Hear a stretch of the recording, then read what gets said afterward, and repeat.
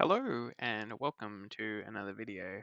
Today I thought I would do a quick impressions slash PC port overview look at this new horror game that's come out in the last 2 weeks or so called Crisol Theater of the Idol. Apologies if I'm pronouncing that wrong, which I probably am. This is a new indie horror game that is being published by Blumhouse.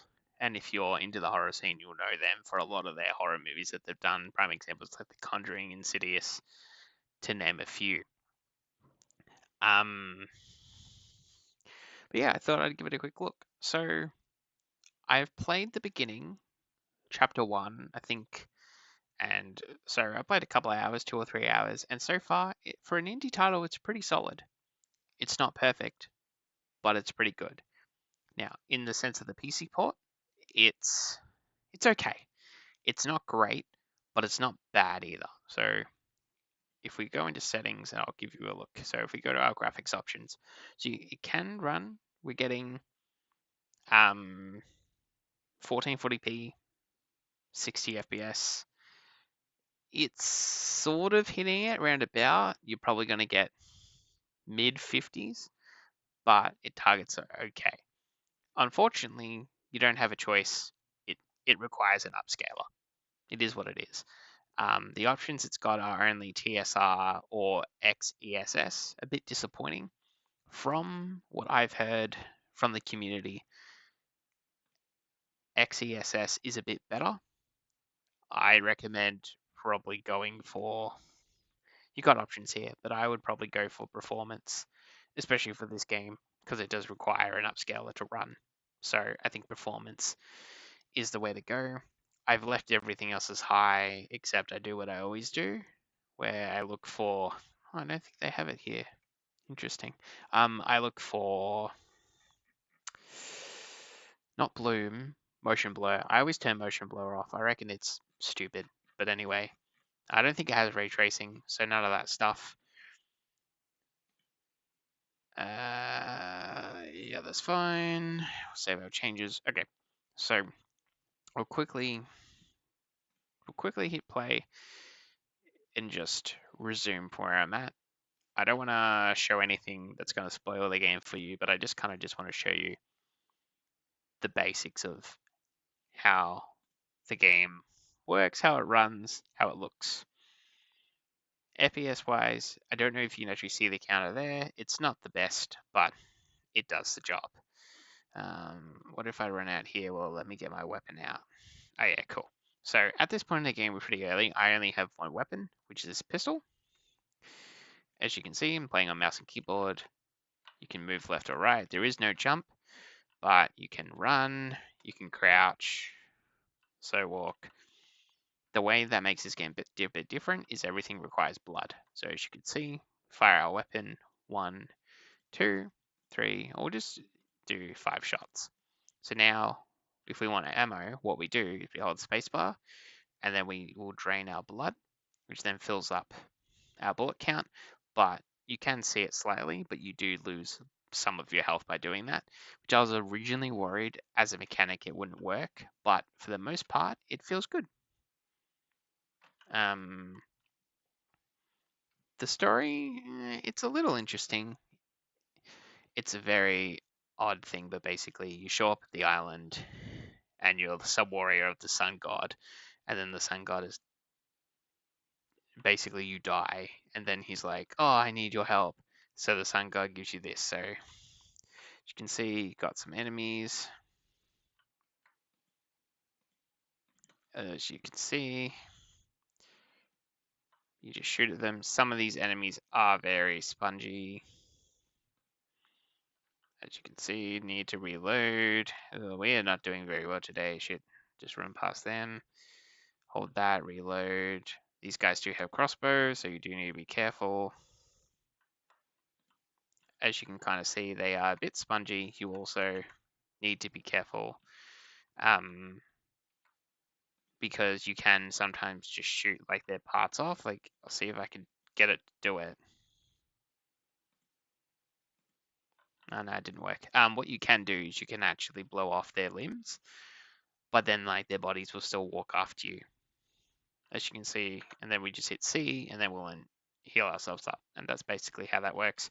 You can also find animals, and you can, because they're dead, you absorb their blood, and then that will heal you as well. Like that's sort of a kind of good thing. You also got a knife you can use to cut over like boxes or do parries and stuff like that, and that's pretty much it. That is pretty much how the game works in that sense. Nothing too deep or expansive there. Um, I'm quite early into the game as of right now, only in the first couple of hours, but so far it's solid. It's a nice indie game. In regards to price, cost me about $25. I think for what this game is, this is a very good price tag. And if you're interested in indie experience, I think it's worth giving a shot. However, I guess the one thing I will say is when it comes, should you buy it today, they are doing a lot of work on it still in the sense of patching. Like there's a couple of QOL, quality of life features that they haven't added. So as of right now, they are working on adding widescreen support, DLSS support, I think FSR as well, and just some other small, like other features that they are adding. Some of them are a bit disappointing that they weren't there at launch, but I understand why. This is an indie game. It's a small team. They're trying to put something out, but honestly, it's solid. The only real complaint I have about the combat is that some of the enemies feel very squishy. Very not very, sorry, not squishy. They feel very tanky, and sometimes you just gotta fire over and over and over and over again, and then the impact of the weapons don't feel great either. But look, it's solid.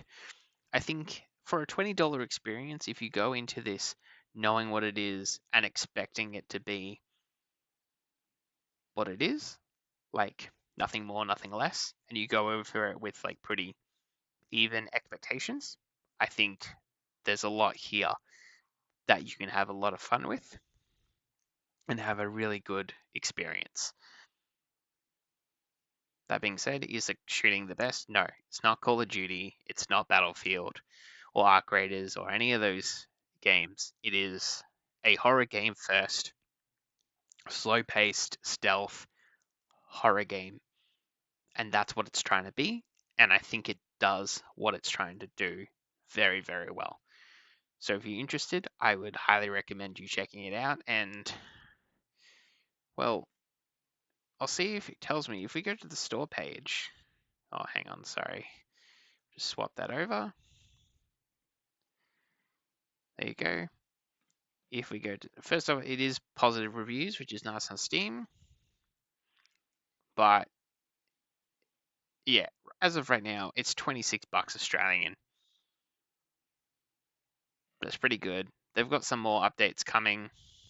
Performance bug DLSS, all these other features that they're adding to the game, which is really nice to see. And for the most part, people are giving it pretty good reviews. It's a low budget game. It hopefully sees some moderate success and gets some kind of player base and player numbers. It's not perfect, but it's doing something a bit different, and I think that's really great. Um, anyway, thanks for tuning in. Let me know if I hope watching this has made you want to give it a try or have a look. I think we always need to support indie type games because they're so important to the industry and they're just continuing to grow and grow and going to keep seeing them. And I love seeing great games made by great people, especially when they're really affordable. Um, which is great because it just means more people can play them, and I'm always pro that. More people playing games is always a good thing. And there's yeah. Anyway, I'm gonna wrap that up here. Please let me know what you think of this game if you're checking it out. Have you ever heard of it? Is this the first you're hearing about it? And if watching this impressions video is what made you check it out or jump into it, please let me know. I'd love to hear what you've got to say about the game. Anyway, I'll see you all in the next video. Thanks.